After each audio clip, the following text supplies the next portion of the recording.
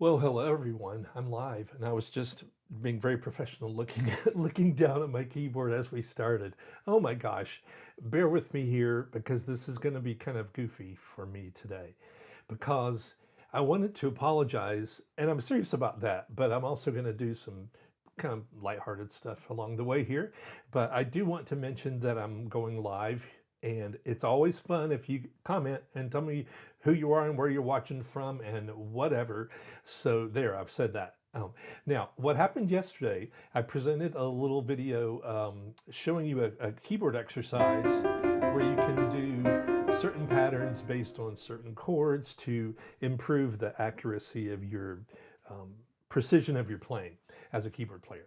So in doing that, I was so excited because I realized that the title, the essence of the teaching I was sharing involved kind of three overarching phrases: major, parallel minor, and relative major. And I thought, well, that's perfect. I can use MPR as an acronym for those three topics. And here's what I wanted to share with you. Oops, because I've had an interesting day. This morning I woke up about 4 o'clock, seriously thinking, something felt funny yesterday as I was sharing. And I grabbed my phone and looked up acronym and discovered that what I've been calling an acronym for years in a lot of my teaching for songwriters or keyboard players or arrangers has been calling things acronyms that aren't exactly acronyms. Now you might be thinking, Ed, you need to relax. It's not that big a deal. But I wanted to say it because I thought it kind of mattered. So anyway, here's what I've learned. That this MPR thing that I described at the bottom of the screen is actually what's called an initialism, and I want to read this definition to you. An initialism is an abbreviation where the first letter of each word is used and the letters are pronounced one by one. So in my case, my video yesterday, MPR.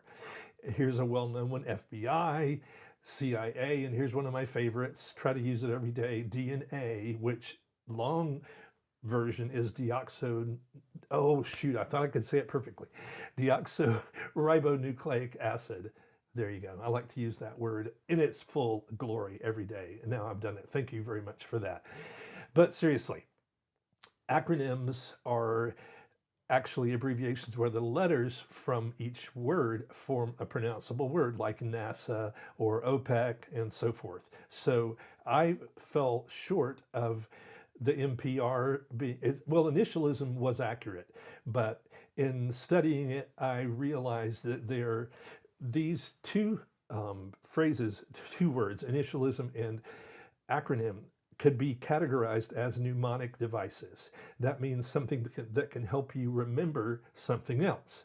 So I thought I'd show you a couple of examples of mnemonic devices and then show you what I came up for this MPR situation that might amuse you or it might actually help you remember this stuff. So here we go.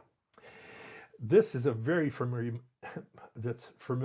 mnemonic device for musicians. It's a sentence that helps you remember what the names are of the 5 lines in the treble clef in music. So the acronym I use, it's not an acronym, it's a mnemonic device.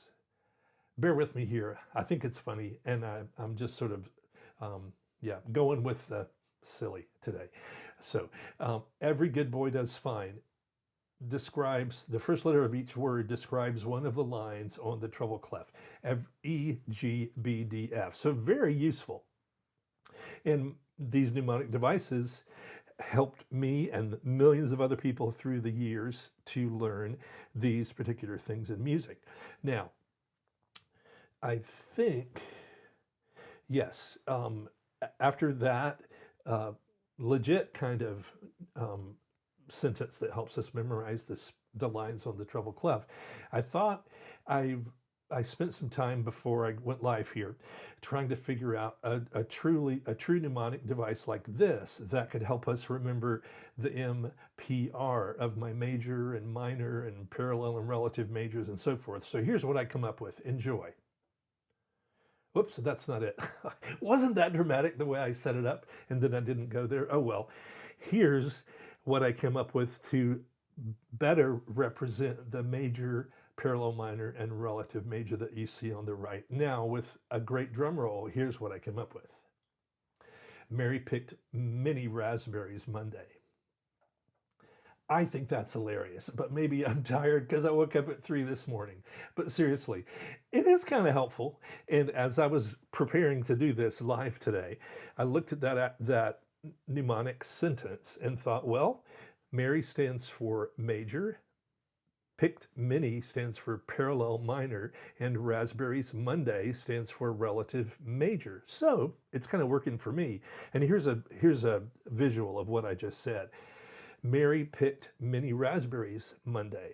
Now, it sounds kind of silly, but sometimes these mnemonic sentences, whatever they might be called, are a little bit silly, like every good boy does fine. Well, okay, that's interesting, but whatever, you know what I'm saying. But what I wanted to end with, and really that's kind of all I wanted to share today, first of all, to say oops, which I've said, and next to say that you and I are pretty amazing in that we can learn things. And I think it's amazing that we have initialisms, acronyms, and other mnemonic devices to help us learn things, like the fact that in the key of C, the fourth is F, or the flat 7 in the key of C is B flat, or a minor 5 chord in the key of C would be a G minor 7, whatever. Those kinds of things that can quickly roll off our tongues as we spend time learning them. So even though I've made light of these devices, I want to encourage you to learn something.